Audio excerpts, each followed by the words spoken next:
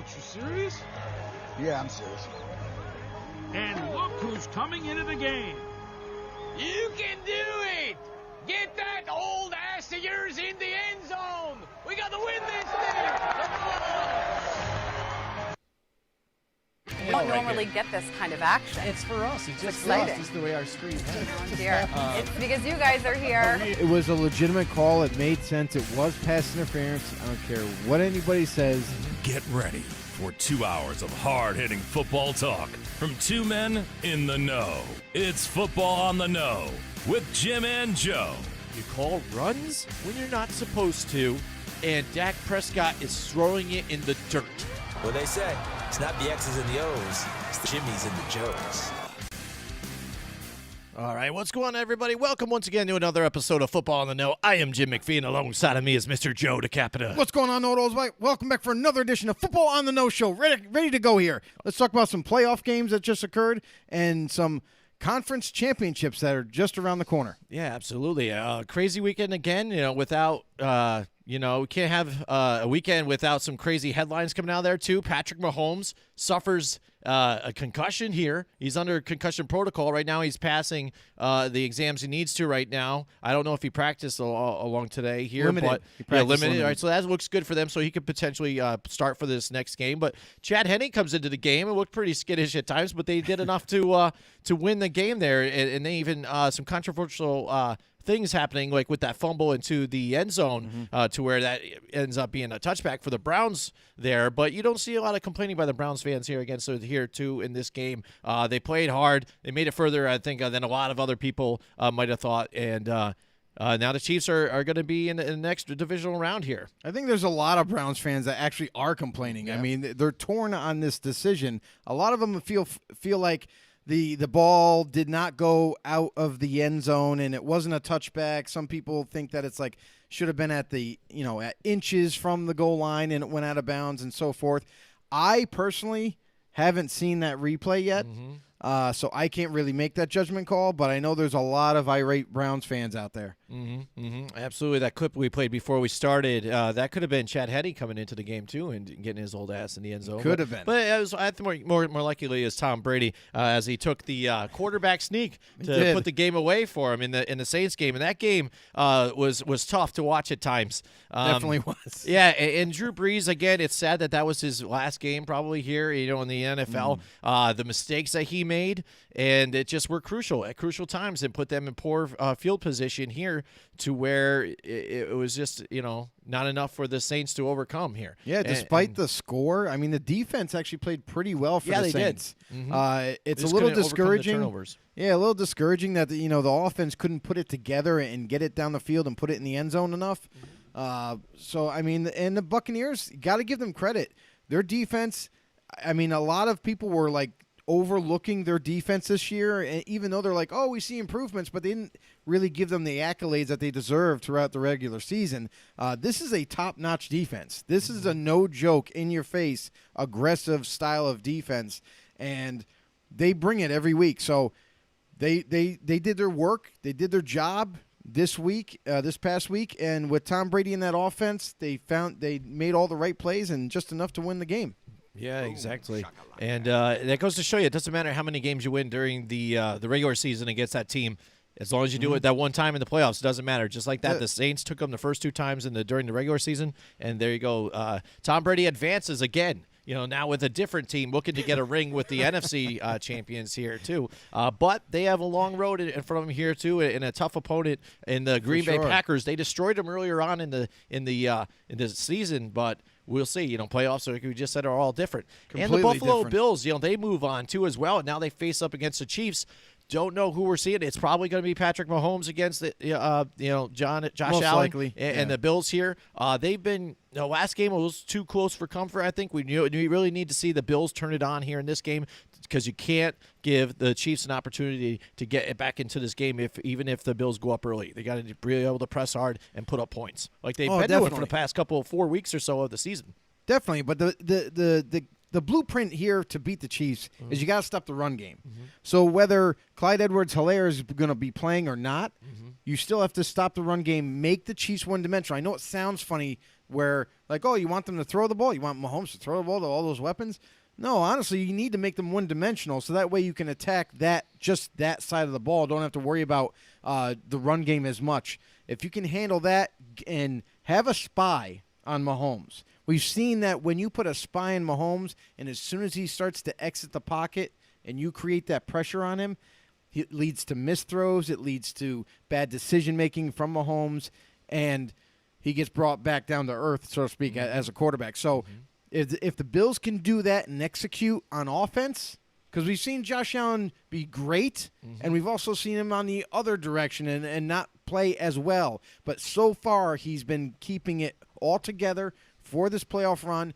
Hopefully they can put it all together against the Chiefs, and maybe this game the Bills could possibly edge out the Chiefs. I know it's kind of crazy.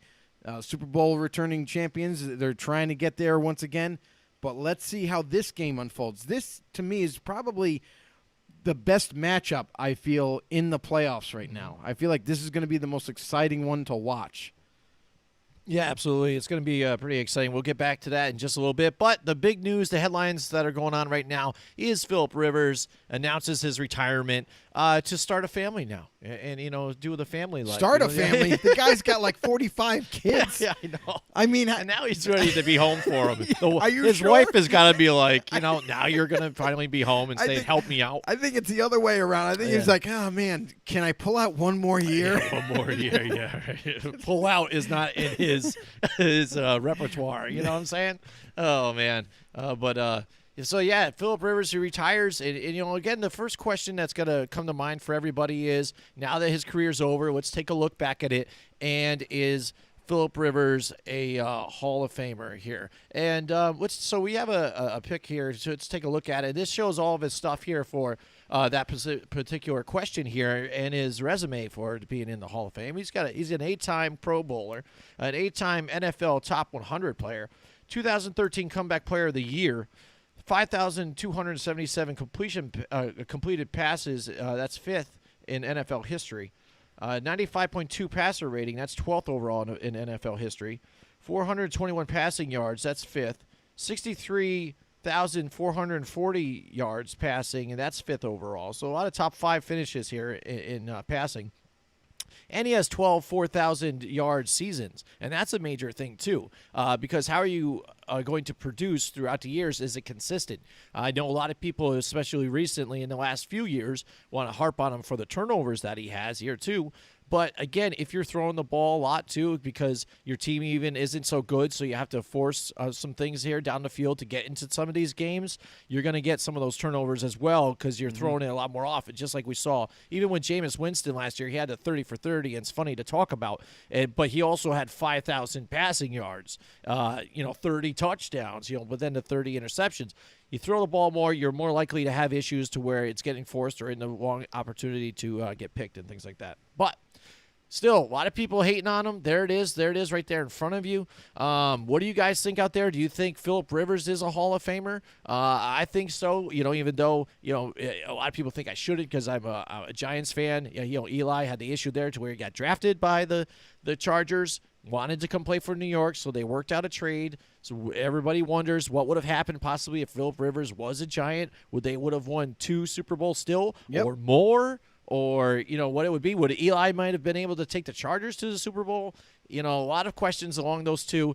And amongst this draft class that was out there, Ben Roethlisberger, Eli Manning, Philip Rivers, he's the only one that did not come up with a Super Bowl ring here. Yeah, and it's unfortunate for Philip Rivers because he's actually a pretty darn good quarterback. I mean, as you can see on that last slide that, to be in 3 quarterback categories of 5th all-time. 5th in the top 5 all-time in NFL history to be in those categories of passing yards, touchdowns, and I forgot the other one. But that's pretty darn impressive. Passing yards. That's and completed passes. Yeah, it's pretty darn impressive for any quarterback. So on that line, I mean, he has the numbers to prove that he belongs in the Hall of Fame. I mean, so say what you want about the player, say what you want about the guy. One of the cleanest and best trash talkers of our game. Yeah, absolutely. Never swears. It's the most hilarious thing to hear him, on the field. But I think he does deserve to be in the Hall of Fame. Mm-hmm. Absolutely. And you got to also take into consideration as well as he didn't always have a stellar team that he played with. Mm-hmm. And to put up those numbers still. Like, yeah, you could say, oh, well, there was a few years where he had LT, Antonio Gates, and Vincent Jackson all on the same team. Okay, that's great. But on that same team, no offensive line. Nobody else but him and those weapons. And then after those guys faded away, they retired, they left. Then what was he left with? No receivers, still no offensive line. Mm-hmm. You know what I mean? They drafted Melvin Gordon, brought him in. But all in all, he's done a lot. He's overcome a lot with very limited amount of talent around him. Mm-hmm. And absolutely. And if you want to talk about even some of these quarterbacks to where they don't even sniff a playoff win, he was in the AFC Championship game there. He was going further into divisional games too. And you got to remember, back in those days, too, where that tough Chargers team, where even on that defensive side, you had Junior Seau, Sean Merriman was out there. They were playing the Patriots and Tom Brady and Peyton Manning and the Colts too. Mm-hmm. Really great AFC teams here too. So I mean, it was the cream of the crop, and those guys are both Hall of Famers themselves. Then you even added Ben Roethlisberger in the mix too, and the Steelers. So there's another one. So I mean, the talented teams that he was facing against, it was an uphill battle at times for them, absolutely. But again, the consistency that you have for him and what he's done, and I think just call it quits. It's a long career, and the best of them. I wish the best to Phillip Rivers, and he played well. And, I think he's a Hall of Famer. What do you guys think out there? Let us know in the chat box. By the way, we are broadcasting live from Facebook and on YouTube and Periscope on Twitter as well. We really appreciate you guys joining with us here tonight. And if you have any questions out there, too, it doesn't have to be what the show topics we're talking about. If something's bothering you about the NFL, you want to bring a topic up, go ahead, bring it up in the question box, too, as well. The comments, we'll definitely want to talk about that. Whatever you guys want to talk about, we appreciate it. All right, so let's get to our next segment, and that's the head coach hiring. We're doing head coach pass or fail, and this is a thing we haven't done in a long time here, pass or fail, but we do it with a bunch of different things, coaching grades here and there, player grades, and some of these coaching hires are suspect, especially even after the debate about the Rooney Rule. Is it working? Is it not? Not enough black head coaches, people of race and color, and some of these guys, yes, they're getting maybe their first opportunity to be a head coach, and not exactly a rehash, but you're seeing a trend. You know what I'm saying? And it's pretty interesting there. All right, and we have Diana Thomas is in the house with us tonight. She says, "Go Bills!" right there. Definitely, go Bills. Yeah. Welcome to the Bills. show. Yeah, welcome to the show. We really appreciate it. Let's hope the Bills can go. I'm pushing for them, absolutely. They are the remaining New York team that is in there for us. And even though, I'm a Giants fan and we did beat them in the Super Bowl, they were there 4 times. It stinks they weren't able to pull it off here, but they're back in it. Hopefully they can get to the big game again, and it'll be a nice showdown. For sure, and they have the talent to do that. Mm-hmm. I mean, look at their defense. They've been building it for years. Now it's pretty stout, and their offense is right there to match it. So they're a well-balanced team, on either side of the ball, and they got weapons. Stephon Diggs now comes over to Buffalo, and maybe that was what the doctor ordered. Pro Bowl year for Stephon Diggs. The Bills' offense to really kind of take that big leap and now become one of those elite type offenses. To compare that against their defense has been steady. Their defense has been really good for a few years now, and now they're ready to take that leap into pushing for that Super Bowl. Can they do it? The true test is this week. They are playing the ex-Super Bowl champions, the Kansas City Chiefs, and they're a lot to handle, especially on offense. They got a lot of weapons all over the place to throw the ball to. Their running game is on point. There's a big question mark with Mahomes. Is he going to be ready? I think most likely he'll be ready to go by game time. And Clyde Edwards-Helaire still isn't cleared and ready to go just yet. But again, he's got a few more days. Let's see how that develops. And if he does, he's a lot to handle. Absolutely. All right, let's get to it, Joe. Let's get the music rolling here. All right, so first of all, let's start off with Dan Campbell here for the Lions, Joe, coming from the Saints. What do you think so far with that hire? What would you give that, a pass or a fail? Honestly, it's tough because we're not even – I'm sorry before you get started, but we're not even saying like, oh, this is going to be an epic failure. They're just going to tank. They're going to be bad. Just of coaches out there. Yeah, so the hiring for Dan Campbell is a little perplexing to me. To me, it's a fail. And the reason why I'm saying it is because you just hired a man who was the assistant head coach of Sean Payton for the last 5 years. Has no experience as an offensive or defensive coordinator. And usually when you hire a head coach, he's had some kind of experience on either side of the ball and that sort of thing. And he's not really known as an X's and O's guy. So the football IQ, I think he has football IQ somewhat at some level, but it's not right down to the details. And when you're hiring a guy like that, it looks to me like the Lions had to go with somebody that is, for lack of a better term, the figurehead of this franchise right now. They wanted a guy to – now listen, he is a great motivator. He's a player's coach kind of guy. So he's going to motivate the team. He's going to get them ready to go every week, as far as emotionally and keep them in check. If he can make good decisions and be a good game manager, I guess that's kind of what they're looking for in a head coach right now. It also could be the candidates that they wanted to bring in, they flat out didn't want to go. You look at the Lions organization over the past 10 to 15 years, and it's been poorly run. Whether they bring in a talented quarterback like when they drafted Stafford or they drafted Calvin Johnson, it seems like they bring in one mega star and he plays his whole duration, but they don't build around him. And that, too, has got to be concerning for some of these coaches that may have wanted that head coaching gig. And they're like, I don't know. Are they really going to help me? Are they going to support me? Give me everything I need? And I feel like that's what you're starting to notice is that teams, coaches, assistants that could have taken that job are shying away from it and maybe not even want it. So was it Snyder?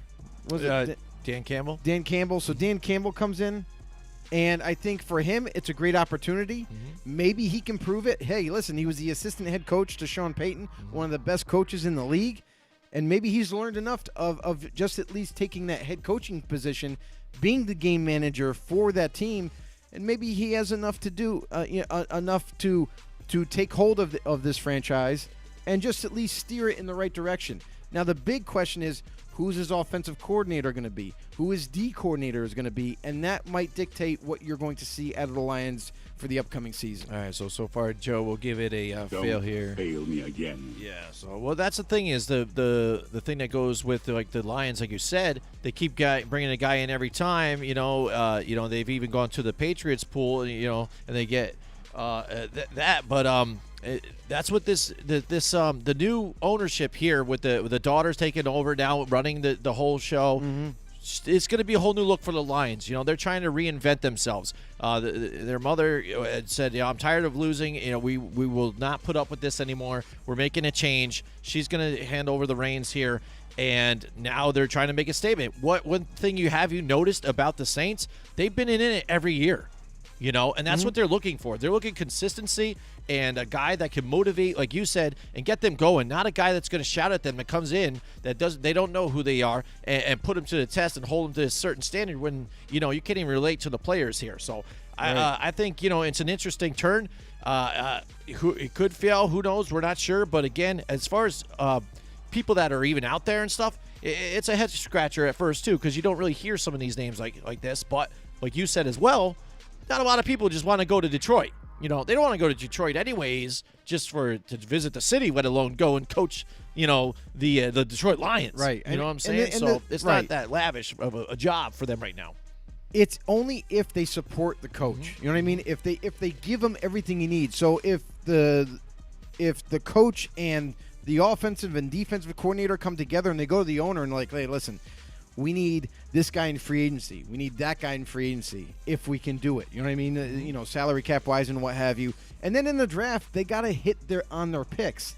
They got to get an influx of young, talented guys that are hungry, that are ready to play. I mean, let's face it, when you give the likes of Mohamed Sanu and Marvin Jones as your two starting receivers, as Kenny Galladay left the season, was hurt all year, and you bring in two older gentlemen to play that wide receiver role, and that doesn't strike fear into the hearts of the opposing defense. So you got to build. They need some youth definitely injected into this receiving core, and not to mention Danny Amendola is also on the team. I mean, so right there, you got a bunch of older veterans in that no influx of young talent. Yes, Kenny Galladay was out for this year. He should be coming back, but I believe he's due to be testing free agency as well. So whether they decide to re-sign him or not, that's going to be another decision they got to make. And defensively, you got to rebuild this defense. This defense has been every year. It seems like it's getting taken apart piece by piece. You know, another guy leaving for free agency, another guy leaving for free agency because nobody wants to stay. Because they all see, they see the signs around them. They're like, we're not building anything here. Where's the foundation? Who's the next up and coming player? It seems like a revolving door of veterans. And that's not really appealing to a lot of the younger guys coming in. Absolutely. Let's move on to the Jaguars now. We heard about this for a while, and now it's finally come to fruition here. And Urban Meyer now is hired by the Jaguars here. Joe, what do you think about this move here for the Jaguars? Well, I mean, we've talked about the same thing with Matt Rule. And when he came over to Carolina Panthers before the season started, was a new coach, a college guy who brought in some college influence. And they did a fairly good job. Like, they didn't have an impeccable season, but they didn't take a nosedive like many thought. I even thought the same thing. I'm like, college coaches coming in, the NFL's a whole different breed. And if you're able to stay afloat and be somewhat competitive, you're on the right track.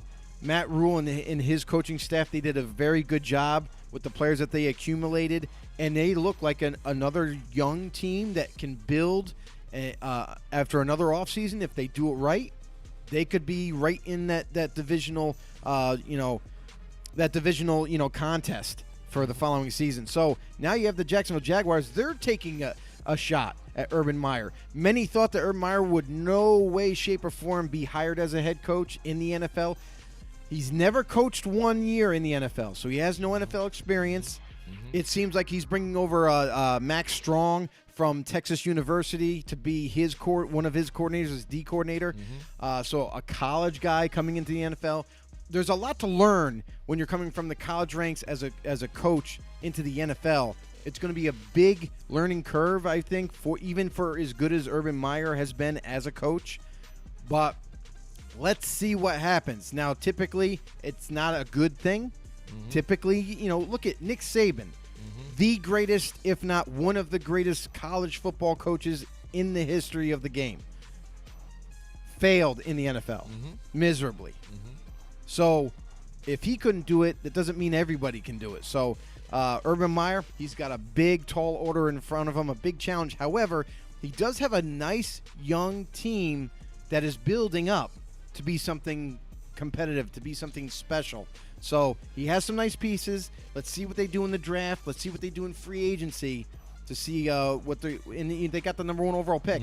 And from what I'm hearing is that Urban Meyer, that was a big, critical, important piece for him taking this job. Oh, really? Yeah, so there you go. If he's got the opportunity to choose what he wants, and you have the number 1 pick out there, you have some of these guys, Justin Fields out there, Trevor Lawrence too, right there, and you can have any guy that you want if you like those guys, and make it happen. So, I mean, it's something interesting. We've seen Matt Rule, like you said, it go right. We've seen it go wrong. Like Chip Kelly, again, he was a guy that was sought after at first from Oregon. Yep. And, he moved around a little bit even after the Eagles and didn't really, sniff the NFL after that again. So it could go up and down, and the thing is that he's got that winning behind his belt here in the college ranks behind him that people will see and that record. And let's see what happens moving forward. It could be nice. There's a nice fresh look, like you said, in Jacksonville. They're trying to reset the atmosphere there. They had to get rid of all that negativity. Doug Marrone. Everybody's not wanting to be there, wanting to leave. It can't be any worse than Doug, right? Yeah, I mean, I think I like it too. I'm interested to see where it goes here for the Jaguars. A lot of different things to happen. And, there could be talks that they could possibly be in the Deshaun Watson, category here, too. So that could even spice things up, too. Imagine that. Because here's the biggest thing about this team, this Jaguar team, is they have a ton of cap space. They have the most cap space with $73 million under the cap to spend. So in free agency, they should be big runners in free agency. They should be big spenders, taking on some of these bigger time athletes. But it's about picking the right guy, not necessarily picking the biggest name, but the right guy that's going to fit whatever scheme they're going to run. The one critical thing that I'll say about Urban Meyer is he's been known to be a little conservative. And in the NFL, you're not going to win very many games if you're too conservative. So that's something to monitor as well going forward. But with this large amount of cap space, the most in the NFL, they should do a lot of damage in free agency to kind of help rebuild this team. And with that number 1 overall pick, what do they do with it? They could very well, like you were saying, if they're in the Deshaun Watson sweepstakes and they're seriously considering that, you have a proven quarterback, a young guy in his prime. With all this cap space, you can easily take on his contract. You might have to sacrifice that number 1 overall pick, and if you do, it's not going to take much more than that to get Watson. Absolutely. So that value pick is super high. So if they wanted to, I would pull the trigger and get Watson and have that guy be your quarterback instead of possibly drafting a guy like Trevor Lawrence, who is unproven in the NFL. Right. He's got a lot of attributes that you would like, but he's unproven. So what do you do with that pick? Yeah, absolutely. Definitely. Like you said, they got the money. And right now, Deshaun Watson is only going to cost about $10 million this year. It goes up after that, and that's where it starts to get heavily loaded. So they can figure out what they are this season and then work out contracts after that and see what they can do with it. I like it. Now, next for the New York Jets, Robert Saleh here gets the job here for the Jets. And that's an interesting look there, too. Andy's bringing some of his former co-workers here from the 49ers as well. So new look for the Jets, and I think it's a really great pickup for them, too. Something fresh, not a retread like we've seen, like when they went and grabbed other coaches, Adam Gase and things like that. Gase was somebody fresh, somebody fiery, get that defense going. So the best of both worlds here, too. What do you think about Robert Saleh here in the hiring Robert of the Saleh, Jets? I mean, we've all seen him as the D coordinator for the 49ers, has done a tremendous job with that defense. However, you got to also take into consideration, too, it's not that hard to do a great job if you have great talent. That D-line is all first-round picks, and they've all panned out. So since they've all panned out, made his job a hell of a lot easier. Not to mention the linebackers that he's put in place with Warner and Greenlaw and all these other guys that are youthful and impactful. So it's made his job easier. Yes, it does fall on the coach as coaching him up, but definitely with that kind of talent made him a better D coordinator. So this is what's going to be the true test for him, is coming into the Jets. The Jets used to be known for a stout defense, for a great defense, with the likes of Jamal Adams when he was there. And, if you think way back, you think about Darrelle Revis, Revis Island and the pass rush that they used to inflict. He's brought in to bring that back. He's brought in to be the mean green team like they once were. And I think he's a good candidate and the right one to bring that defense back. And they also have a lot of salary cap. They got $65 million under the cap, so they too could be another big player in free agency, adding pieces where they have some holes and picking high in the draft too as well. Right, and they have a high draft pick now. We've heard murmurings that they're unhappy with Darnold as an organization. It looks like they may or may not move on from him. I necessarily don't think that's the best idea. For the Jets, the best idea would probably be to use that pick, trade back. I know it's not the sexiest thing to do, but if they were able to trade back, gain some more draft capital to fill even more holes to turn this team around, they might not be so far behind in this AFC East. Because when you look at them this year, when Darnold was playing well, with Brashad Perryman healthy, with Jamison Crowder healthy, and with young DJ Mims healthy, who is a rookie this year, he's developing. He looks like he could be a real nice find for them if he keeps taking steps forward. that offense could turn into something special if they add a little bit more weaponry to it and sustain that offensive line, make that offensive line better for protection for Darnold. So if they were able to do that on offense and defense, let Robert Saleh do his thing, you could look at a much improved team after this offseason. Yeah, absolutely. Another year with these guys. Mekhi Becton there, too, as well, getting better. So, yeah, it's a pass for me. Yeah, it's a pass for you. There you go. And, yeah, you might even, like you said, some of these young wide receivers still making their mark, despite everybody saying they didn't have, a lot of weapons. But, yeah, I mean, it's a fresh start moving forward. You're not sure. New regime comes in. Right. They can go in it whatever direction they want. Did they like Sam Darnold when he came in? Is Robert Saleh like, yeah, I can work. I can work with that. Let's go. It's what we're doing. Or he said, I'll see how it goes, but I want to bring in another guy too. If this guy's out here in the draft, I want to take a look at him or whatever. Blah blah. So we'll see. We'll see what happens with them. It'll be nice. Everything's better, I think, when the Jets actually play well here. They're excited. It gets the whole NFL going here. So I'm looking forward to that as well to see what difference they can make.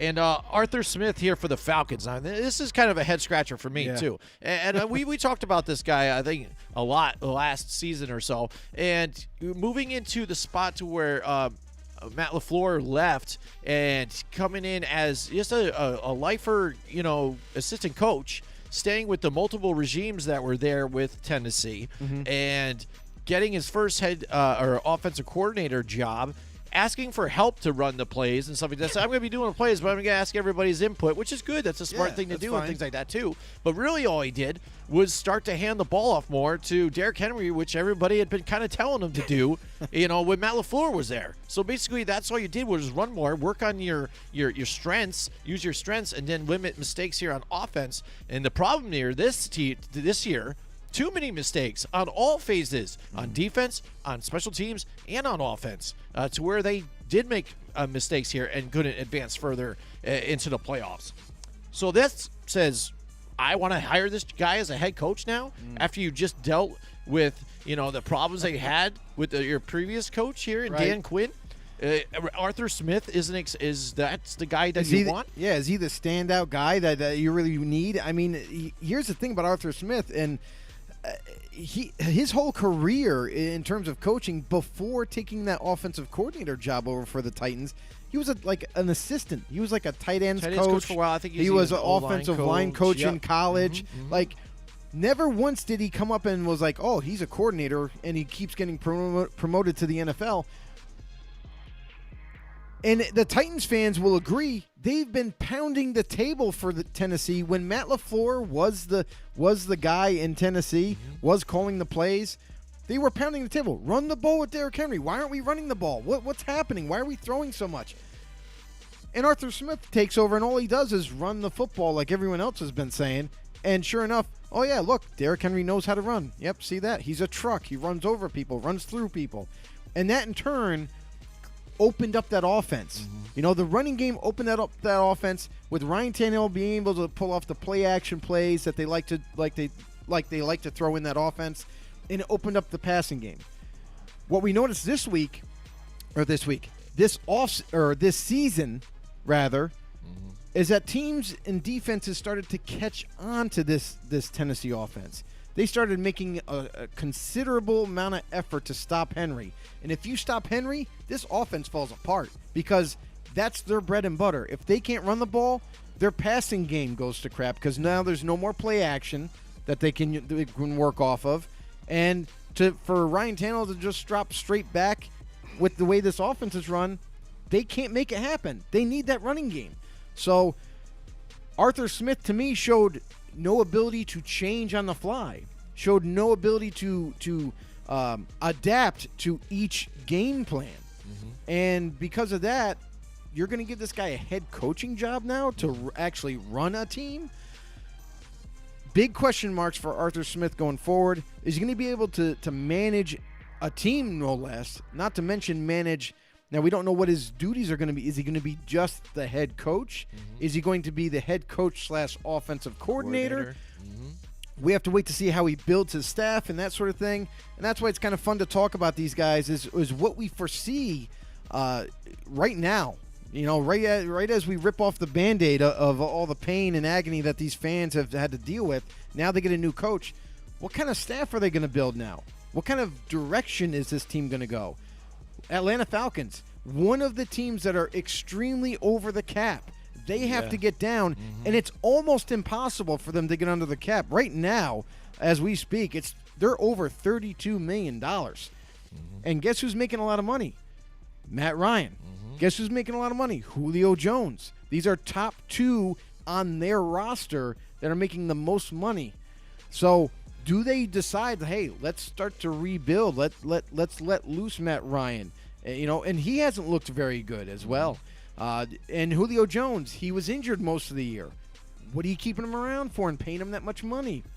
Maybe it's time. I know, Atlanta fans, I know you might be upset about this, but maybe it's time that Julio leaves Atlanta. Maybe you get rid of him. You got a nice young buck in Calvin Ridley. Amazing player, all-pro type of player. Build around him.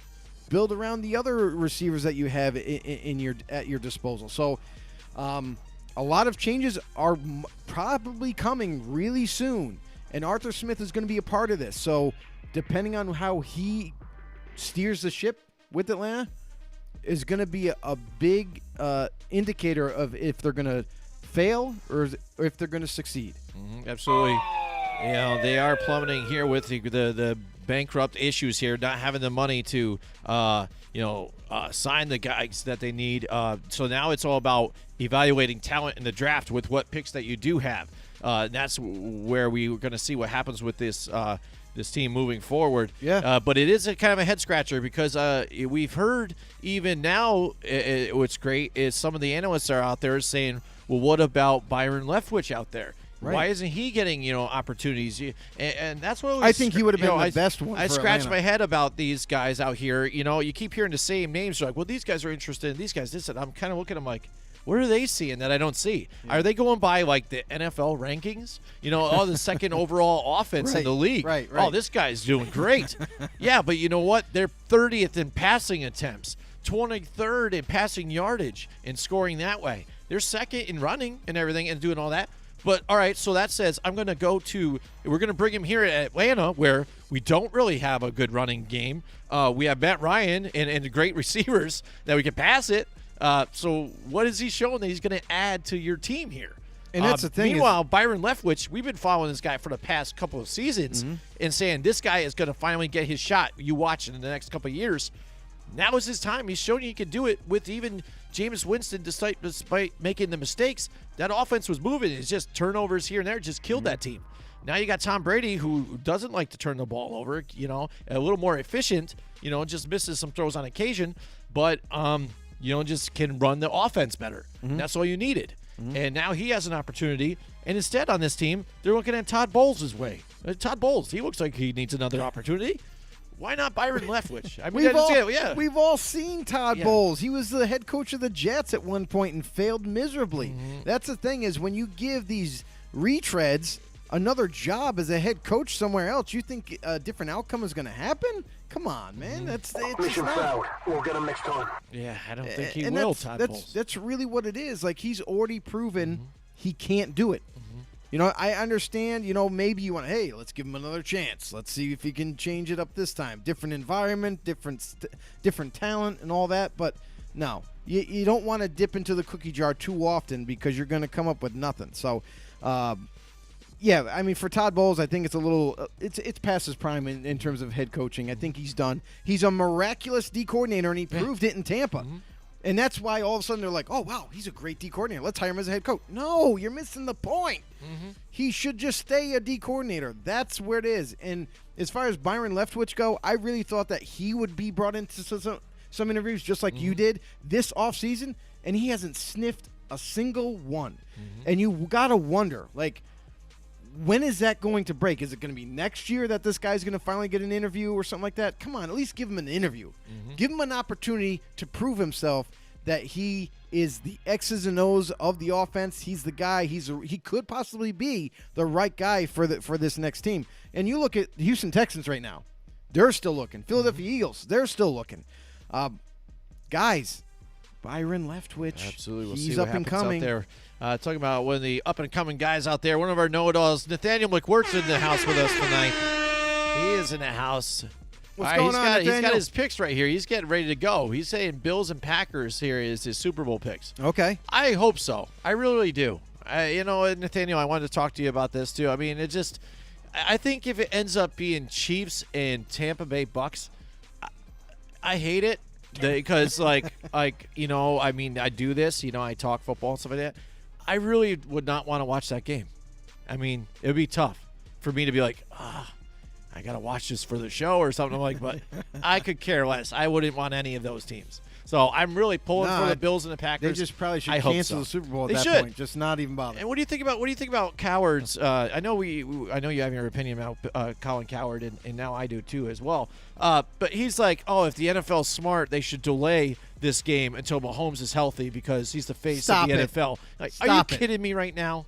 No. Dude, you sound like a moron right now. Yeah. And you have your favorites, and I get that. He has his favorites. He has people that he hates. Yeah. I mean, and you're, like it's good to say, like, the league's going to do this because it's a smart thing and it shows dollar signs. And Dude, get the hell out of here with this. It's stupid. You got to think of the game. Patrick Mahomes is the guy. You got to delay the Super Bowl. Let's just coddle to him.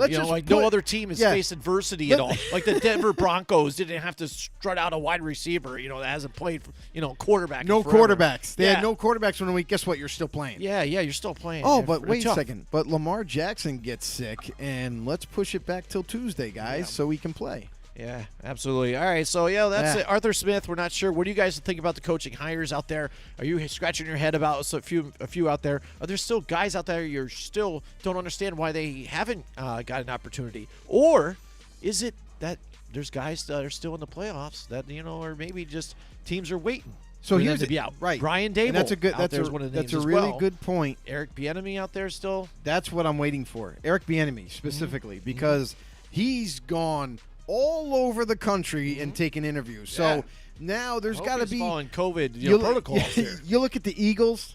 Yeah. You look at the Houston Texans now. The two remaining jobs. Are they waiting? Are they just saying, hey, especially Houston?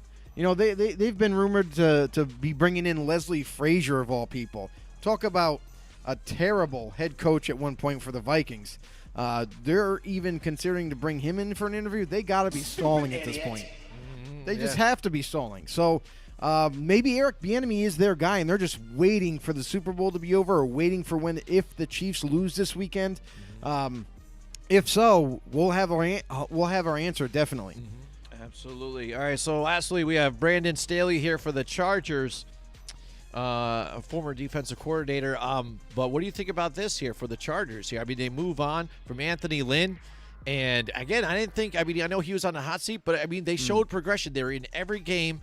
The quarterback was playing well. He was a former coach of the year, saying? And just it seemed like the team believed in him, and they never lost, faith or at all. No. You hear players complaining about, this is terrible playing for this guy. You know what I'm saying? And then he's gone, so now you got Brandon Staley. So what do you think about this hire so far? Brandon Staley is going to be an interesting one because he's the one that was calling the defense of the Rams this past season. And one of the better defenses in this league. I mean, they came back. Like you got to remember, too, when Wade Phillips had that defense, he had them kind of buzzing and playing well. And then they had 2 seasons ago, they kind of didn't play so hot. And then this year, it seemed like they take another jump with Brandon Staley at the helm, calling the defensive plays, and they played amazingly well. So you got to take into consideration you're hiring a defensive-minded guy, and you have some young defensive talent already. So you're looking to keep that defense strong, keep it good, and keep it aggressive. So that's what Staley's going to bring. He's going to bring aggressiveness. And he already has a nice roster to play with here. I mean, you think about Derwin James. He didn't play another season again. Now, is he considered a bust at this point because of injuries that he's had? Can he come back healthy once again? Can he sustain that health this upcoming season? If he does, this defense could be pretty dangerous. Now, they may be without Melvin Ingram because he's going to probably test free agency at 31 years old. Do they bring him back as like more of a rotational guy or something like that? Since he loves it, he loves being a Charger. So, all in all, got a nice young defense to work with. And offensively, you got a great quarterback right now, already in the making. Justin Herbert, whatever you want to say. Now that he's taken over in his rookie year and dominated his rookie year, week to week looked like a professional, a veteran, at the quarterback position, and kind of just took over the reins. And they didn't skip a beat. Their offense got better with him in there. So there's a lot to like with the Chargers. And if you're one of the coaches that got the luxury to take that interview for the LA Chargers and were possibly given an opportunity to be the head coach, you should have jumped on it if you didn't. Because now that Daly's going to take over this team, their defense is going to be strong. You already know that. Their offense, I'm wondering how much different is it going to be for Herbert. He's got to learn a new offense, and I still think he'll be able to execute just fine. But let's see if this offense gets better, or if it stays on track at least.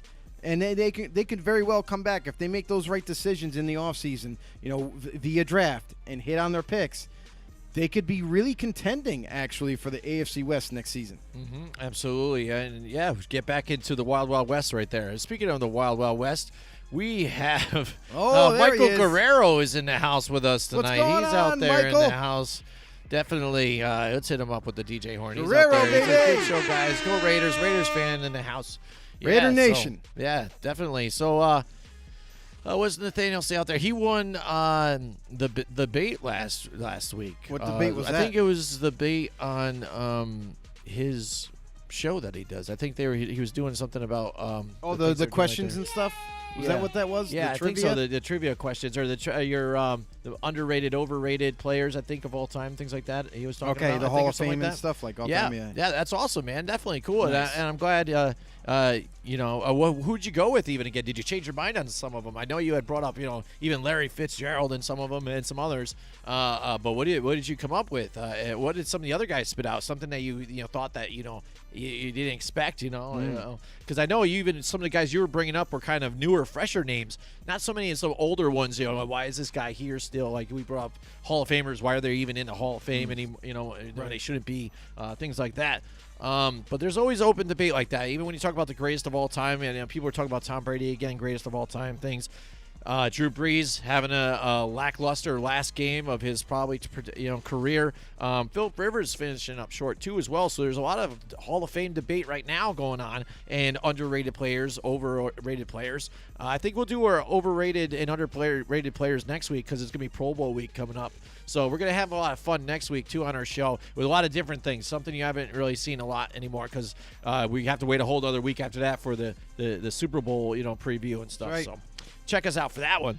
All right, and he says, I saw that Josh McDaniels was interviewed for the Eagles head coaching position.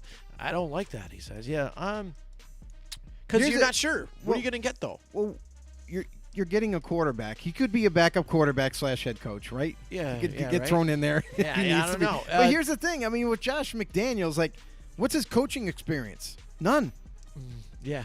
He had the head coaching experience with Tim Tebow, so he basically, tried to make a scheme work to get Tebow going. But that was his guy that he picked, though, even too. Right. So he traded up to get Tebow back in the first round, and it was like they took Tebow, and a lot of people were kind of. Some people were excited. If you're a Denver fan, you're like, oh, we got this hybrid type of quarterback. I wonder how this is going to work. And it worked for the first year. But all in all, it was a complete failure. Didn't work out in the end for McDaniels. And that head coaching, couple of seasons that he had in Denver, they were so bad that there was no hope for him. The Denver Broncos hit the reset button. So we need to get a different coach. He's not the answer. He ends up returning to the Patriots and just takes on that same role that he always does, the offensive coordinator role, and that's the history. But if you look, the Patriots organization, a lot of the assistants that have left there, they've all failed to be head coaches. The only one right now is Brian Flores that's still holding on in Miami.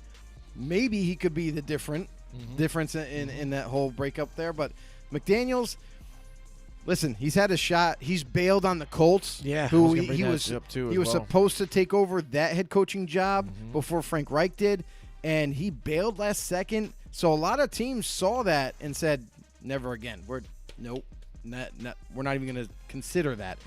So McDaniels, you could say he's another retread. He's a guy that had an opportunity, didn't do anything with it, and probably isn't a head coach. He's probably just an offensive coordinator, and that's what he'll always be. So, yeah, I don't like that too, Nathaniel. I think that would be a bad decision for the Eagles. They're not really gaining anything by hiring Josh McDaniels. And all too often when you hire an assistant for the Patriots, they just kind of like to pick off the New England roster and just bring older veterans over to you. Right. Yeah, and they try and do the whole, this is the Patriot way, and we'll see how it goes. And we'll have who we have, and you just got to step up and do your job and things. And people are not everybody's built that way. Yeah, if you're not Bill Belichick, if you're not, that's the thing. Who are you going to listen to? We might be seeing some of that with the Giants even moving forward here with Joe Judge, who potentially could move forward in the right direction. I mean, they end up. He looks like he's on the right path. Yeah, 2 more wins of the previous season, but right. I mean.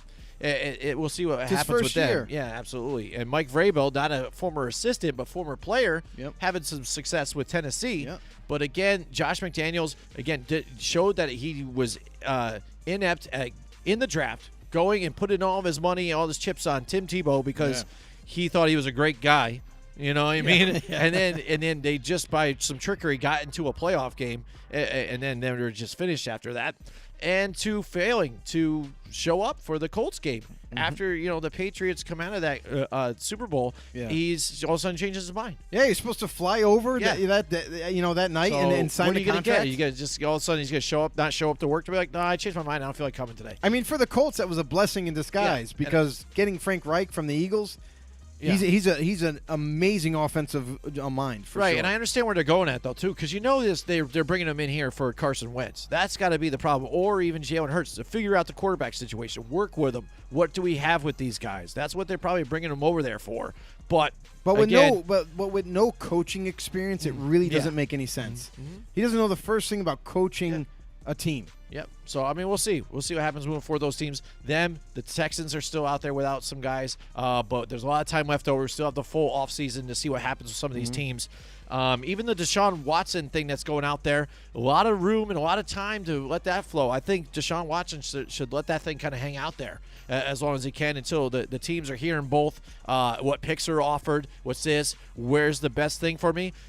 Maybe Big Ben retires, and then all of a sudden the Pittsburgh Steelers are in the conversation. Who knows? Yep. I mean, there's a lot of different options there. As far as the Colts are concerned, I know they need a quarterback, but I don't see the Texans trading with them because they're in the same division. I just don't think that's a great idea to be like, well, you'll get our quarterback here now. That's a great idea. Now just pummel us on the division. Thank you. You know what I mean? We really appreciate your pick. So you were a playoff team, and we'll have your number 1 pick. Awesome. That was great. You know what I'm saying? That makes no sense. It sounds good for a lot of people because they can envision that team. Right. Envision that team looks scary, but that's not really realistic right now. But all right, so there you go. There's our head coaches out there. What do you guys think out there? Do you think there's some coaches out there still need to be hired out there? What do you think about the guys that have been hired? Hey, you're scratching your head about a few of these guys. Let us know here in the comments. All right, so that's going to bring up one of Joe's favorite parts of this show here. It's our In the Know fact of the day. That's right. Here we go. I went to the next couple are going to be about the Super Bowl related because, it's about that time. So, all right, here we go. On January 15th, 1978, teams played the Super Bowl indoors for the first time in NFL history. The Dallas Cowboys beat the Denver Broncos 27-10 in Super Bowl 13. The teams played in the Louisiana Superdome. There you go. How about that? That was the first time that a game was played indoors. All the rest of it was outside. And it's funny because now people want to scoff at the fact, like, remember when the game was in Giant Stadium there, or MetLife? Yeah. And people were like, "Whoa, it might be cold on. That's not fair to bring weather into it." I don't like that. People like scoring, and it ended up being a good game.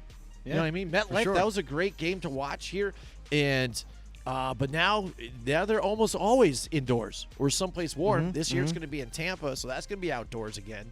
But yeah, I mean that's 1978. That's when indoors were finally brought about, and that's really young, almost 1980 right there. I mean, that's when a lot of things changed right there for the NFL. All right, so All right, so let's get to our championship weekend preview. Here we go. Let's take a look at the first matchup. I don't want to do that one. Let's do this one here first. Here we go. We've got the Kansas City Chiefs and the Buffalo Bills. Joe, let's take it away with this one. The Chiefs and the Bills. What do you think about this? Yeah, I mean, we kind of already touched on this already, but let's do it again. This is a lot of touching going on. Let's just get it out. Let's throw it out there. But the big thing about, I think this is going to be the best game of the weekend. I really do. I mean, not to take anything away from Bucks and Packers. I think that's going to be another phenomenal game. But this is the one I'm most interested in because it has a lot of electrifying players in it.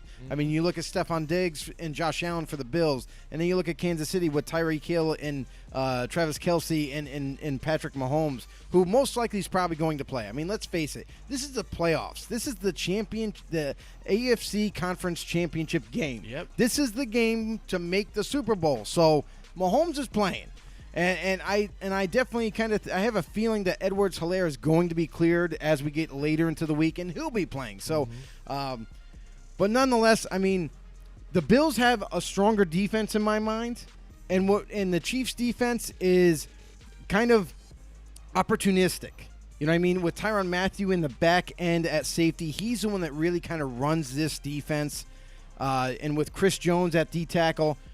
Those two guys are nemesis for any offense. So if the Bills can manage to keep Chris Jones, slow him down, not make him such a big impact, the Bills have a shot in this game. Now, when these guys first met each other this season, the final score, I believe, was 26-17 Chiefs. So the Chiefs ended up winning by 9 points. And that game towards the end kind of got away from the Bills. So you know that they can be competitive against the Chiefs. It's the playoffs. This is completely different than the regular season, so you can't really go off of that matchup. This one right here, they got one glimpse of each other. So there's still going to be some little trick plays that Andy Reid is going to sneak in there and try to throw off the Buffalo Bills defense and try to trip them up. And the Bills are also going to be a little bit more creative on offense. You're going to see some new little tiny quirks in either the defensive plan or offensive plan of this game. In the end, I feel like this is going to come down to a field goal. I think that's what kind of game this is going to end up being. Very exciting all the way to the end. There's going to be defensive plays made, offensive plays made. But in the end, I just something tells me that the Bills are going to edge this team out. I just like the overall roster better, and the way they've been playing, they've been hitting on all cylinders. So I'm looking for the Bills to take this.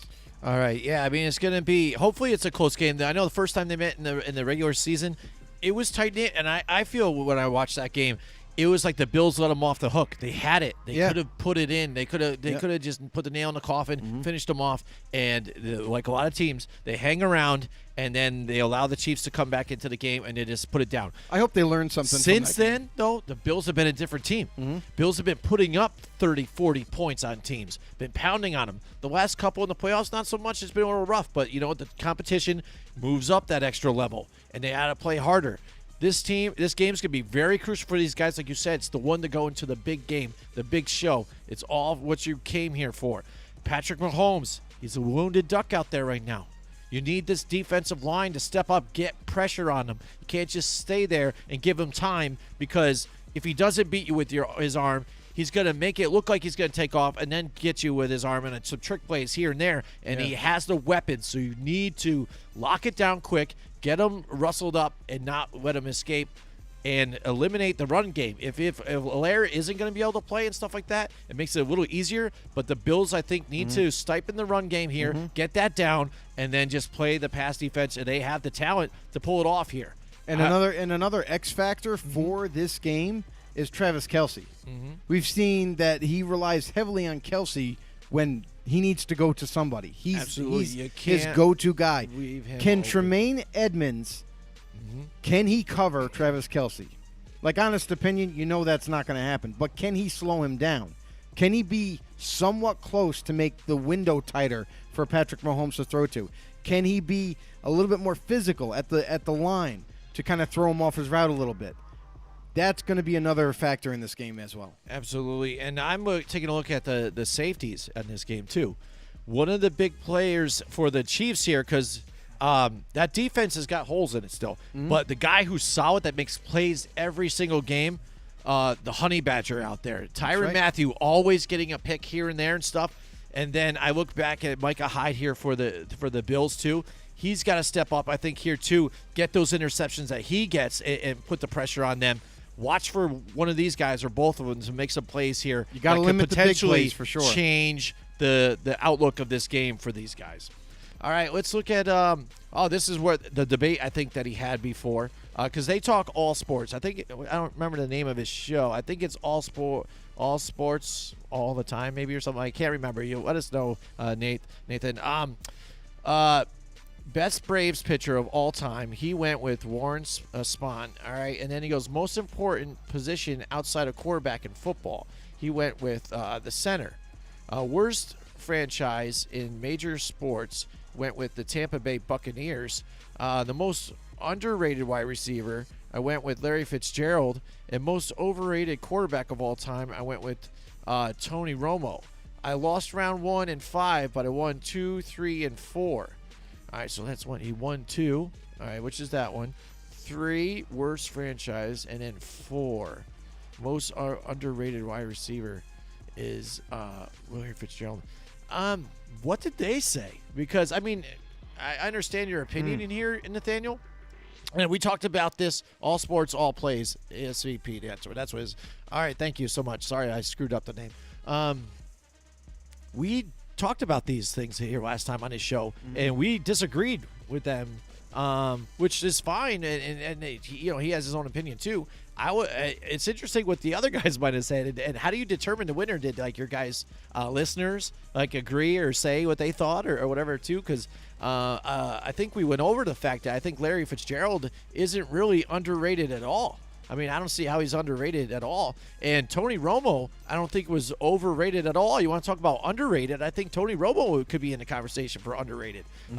Constantly getting ridiculed for not winning a playoff game, but the guy's playing with broken ribs half the time and just play there with his heart out. You know what I'm saying? And consistency for that division too as well. And I hate to always defend Tony Romo because I'm a Giants fan and he beat me many times, and many games I've seen him play.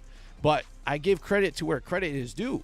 But a worst franchise too as well, Tampa Bay Buccaneers. I mean, they're still considered an expansion team, I would say, to an extent. They're a fairly newer franchise. But when we talked about this last week, I think the Lions have got to be in there. You ruined Barry Sanders' career. I mean, he still would end up being a Hall of Famer, but you got nowhere with him. You had losing records then. Yeah. You did nothing with Megatron. You ruined Matthew Stafford's career. I know we had disagreements on that as well. Yeah, well, I mean, what you just how many mentioned. offers? What you just mentioned for Detroit, and that's the thing. They've always had like that one impact player, like a Stafford, like a Calvin Johnson, and Tampa Bay has won a Super Bowl. And really. It was just to fill the seats. That's really what it was about. It wasn't about like, oh, we're making our team better. No, it was about to fill the seats because you didn't build around those guys that you had. That offensive line was atrocious for many, many years. The quarterback play before Stafford got there was terrible. You know what I mean? They never had a complete team on offense and defense both. So, to me and Jim, we both agree, Detroit has got to be one of the worst ever. I mean, they're just still, and until this day, they're still not they're still anywhere. Looking. Yeah, they're still looking.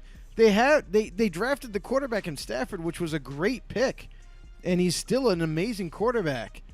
But you didn't build around him, so that franchise is just doomed it's forever. Something to talk about. I'm glad you won that. That's pretty interesting. I would like to see what your co-host had said about some of their players, though. There you go. So it's Chiefs and Bills. I like the Bills as well here. I think this could be an exciting game, like Joe said too. I hope it's all it's meant to be here, and I really just hope that the Bills can really step up here compared to what they've been the last 2 games and really get it going. All right, Nathaniel says I was going with the Lions, but I went second, and Lions were already taken. Oh, I see. Okay. How did they not win that round then? I don't get that. Like, what was it with Tampa Bay? Was it the fact that they traded away Steve Young, and then he ended up being a Hall of Famer and won titles with the 49ers? Was that it? What, Tampa Bay? Because, again, you've got guys that came out of Tampa Bay that was, you had Gruden there too, head coach. He's probably going to, he's already in the Ring of Honor. Yeah, for he's them. already in the Ring of Honor because for he them. won him a Super Bowl. Yeah. And just you've got others. I mean, even Warren Sapp, great player that played for him too as well. Derek Brooks. Derek Brooks. I mean, nameless time and time again, big players. They made it to a Super Bowl and won that. So I mean, the Lions haven't sniffed a championship or even a playoff game in a while. So, right, and Mike Tackett comes in. And he says, hey, guys. Mike Tackett's in the house. Can we just admit the Ford family is arguably one of the worst sports owners in North America? I absolutely agree, like Little John says. Yeah, absolutely. Yeah, I get it. So, it could be. It's terrible. I mean, if you want to debate that, you could say, and Detroit altogether. You got to feel for the Lions fans because – unless you're in the division, obviously, I get it, Packers and Bears and all that, but it's absolutely absurd for your franchise to not really build around the players that you managed to hit on. You hit on Calvin Johnson, you hit on Stafford. When you had those two together, that was a match made in heaven. But then you didn't go any further than that. You didn't build the offensive lineup. You didn't build opposite Calvin Johnson. Where was the tight end? You know what I mean? Where was the running backs back then? They didn't have anything else. And then defensively, back then, it was a little bit better, but it still wasn't great. It still never got fully developed as a team, and they were okay with it. They were just like, we got these two guys. We're fine. We'll sell tickets that way. Nice job, dumbass. Yeah, exactly. They ruin it all the time. An example here for the what people are saying with the Detroit Lions here right here is, oh, brother, this guy stinks! Yeah, exactly. All right, now Nathaniel, he says he was trying to argue Hall of Famers. Round 2 is this Saturday. Wow, check that out. All right, so Hall of Famers, though, too. I don't know, though. If you set Hall of Famers side by side, again, with Detroit and Tampa Bay. Now, what do you think about this now? Is Tom Brady considered a Tampa Bayan, I guess, or a Buccaneer when you talk about Hall of Famers now? You know what I mean? Because that's a difference, too, in the whole debate, I guess, if you want to consider him, even though he's only has this one season. Yeah. You know, so. He's a Patriot through and through. Yeah, everybody. You know he's going to retire as that. So, I mean, all right, here we go. We got next matchup. We've got the NFC matchup, Joe. This one I'm really excited about. I know you're really excited about the Bills and the Chiefs, but I'm an NFC guy. I like this matchup here. This one's going to be a nail-biter for me because of how much I cannot stand Tom Brady and then even the Buccaneers here and even Bucs fans at this point right now. And I'm just pulling for Aaron Rodgers all day long. Let's get that next ring, buddy. Let's get closer here to the Super Bowl again to put you in that conversation yet again of being one of the greatest players that have ever stepped on this field and being underappreciated by a lot of fans out there. I know a lot of of us are always like, oh, Aaron Rodgers, top quarterback to this, but there's still a good amount of haters out there that just think he's just overrated and just this guy. You know what I mean?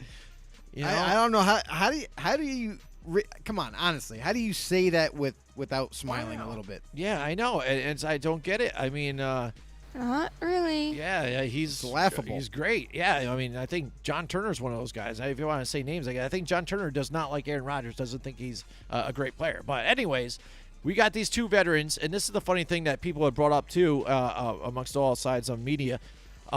The youngins are here fighting it out here in this championship game here on the AFC side. And you got the two wily veterans over here on the NFC side. So it's going to be interesting. The age difference between the two teams now that are going to be playing in the Super Bowl. It's going to be pretty wild here. But Aaron Rodgers with Tampa Bay here. Early on in the season, Tampa Bay really took it to the Packers, which the Packers are kind of good for a game to where you're just going to kind of look at it and be like, yo, they're not even on the same page. And we saw this in the playoffs last season as well, to where I even had questions about him moving forward this season. I wasn't sure what kind of team this was going to be. How do they step up to adversity? Are they going to be able to grind out those hard, tough games? Because some of these other games that they played, they've been pounding on people pretty badly. So you're not going to get that in this game. This game's going to be close. I know that defense, they've been highly ranked, but they've been kind of holy at times. But last week, they stepped up, played well. Antoine Winfield, the punch fumble there, that was a game saver on Jared Cook last week. I'll get to one of those, the right numbers or right sayings. Last week, and they're playing at a high level here. Even Ndamukong Suh is playing at an elite level for where he's been and looking to get a ring, I think, before he takes an exit out of this league. But Aaron Rodgers and Tampa Bay, it's going to be a close one here. Joe, what do you think about this game? Well, I just want to touch on the Jared Cook thing. He had to be the heel for the Saints. I mean, actually, Cook lost that game. Yeah. He had a lot of opportunities to make a big impact in that game to actually possibly catapult the Saints. Too. And he dropped the football. Football hit him right in the numbers. Yep. I mean, there was a lot of things. So anyway, going back to the Packers-Buccaneers, this is another exciting game. I wasn't trying to diminish this game in any way, but I'm just more excited about the Bills and Chiefs. But the Buccaneers defense is a great defense to watch. If you like the aggressive style that Todd Bowles brings, and he does it very well with this very young team. They have the pass rush. They have shut down corners on both sides. They got Antoine Winfield Jr., a rookie who doesn't even look like a rookie. The guy looks like an absolute veteran back there. He's scouting people, scouting the field, looking for the right guy to go after. Makes great tackles in the open field.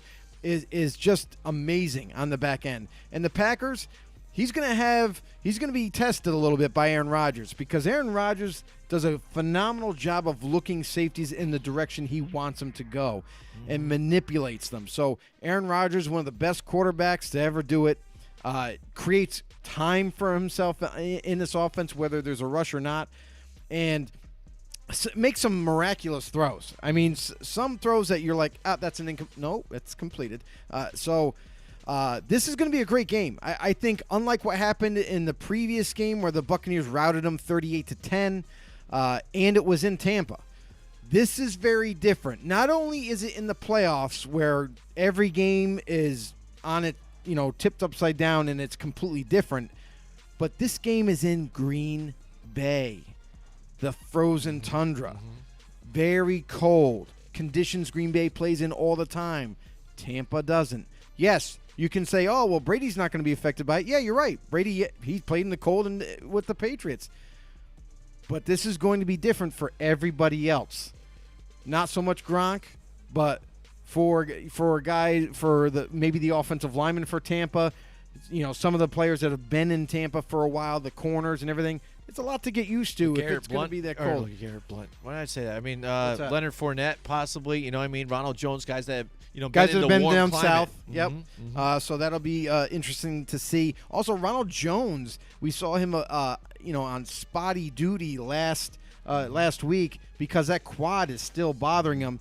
He's going to try to fight through it because it's the playoffs and try to go. But I think the best decision for Tampa is to shut him down. Let Fournette take the ball full time and rest him for, if they win, possibly the Super Bowl run. So yeah, I think this game is going to be interesting on the running game aspect. We want to talk about the quarterbacks, the way they can throw, but they have talent on both sides of the field with that.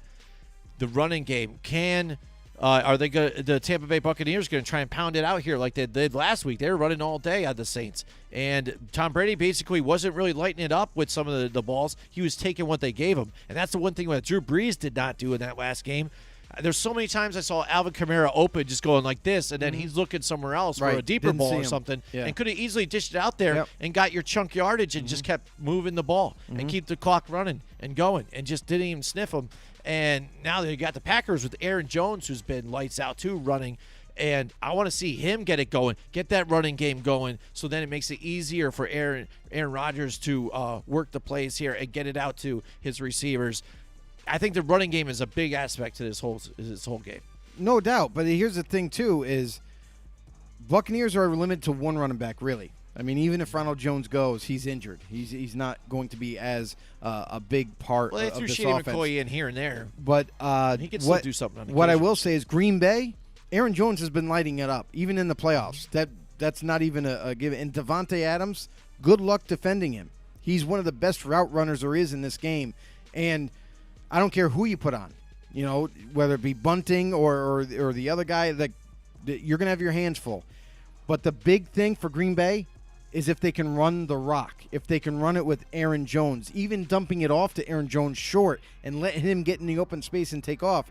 Another thing, A.J. Dillon, their rookie running back, who is a freaking treehouse of a man. The guy is a bull in a china closet, like you like what I like when I say that. Absolutely. The guy is ferocious as a running back. A guy that weighs about 240 and can run like the wind. He runs through people and just flat out punishes opposing defenses. So watch for him to kind of split reps with Aaron Jones. You got that nice little like thunder and lightning, if you will, difference.